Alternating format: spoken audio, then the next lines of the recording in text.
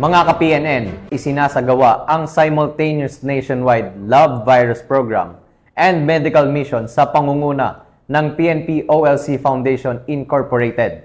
Katuwang ang Cardinal Santos Medical Center at iba't iba pang government and non-government organization ngayong araw sa PNP Multipurpose Center, Camp Brigadier General Rafael T. Crame, Quezon City.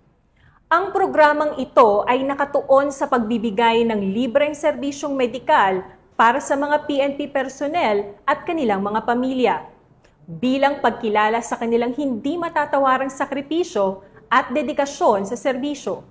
Layunin ng medical mission na matugunan ang mga pangunahing pangangailangang medikal ng mga alagad ng batas, na madalas ay naisasantabi dahil sa kanilang mabigat na tungkulin sa bayan.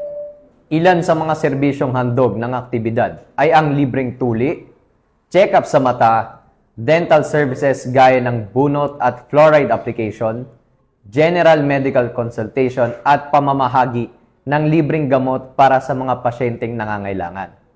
Pinangunahan ito ng mga miyembro ng PNP OLC Foundation Incorporated, kasama si Mrs. Mary Rose Marbil, ang kasalukuyang advisor ng organisasyon.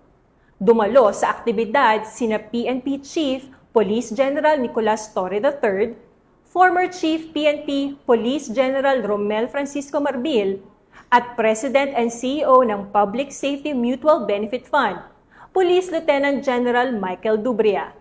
Inaanyayahan ang lahat ng PNP personnel at kanilang mga pamilya na dumalo at mag-avail ng mga libreng serbisyong medikal na inaalok sa aktibidad ngayong araw.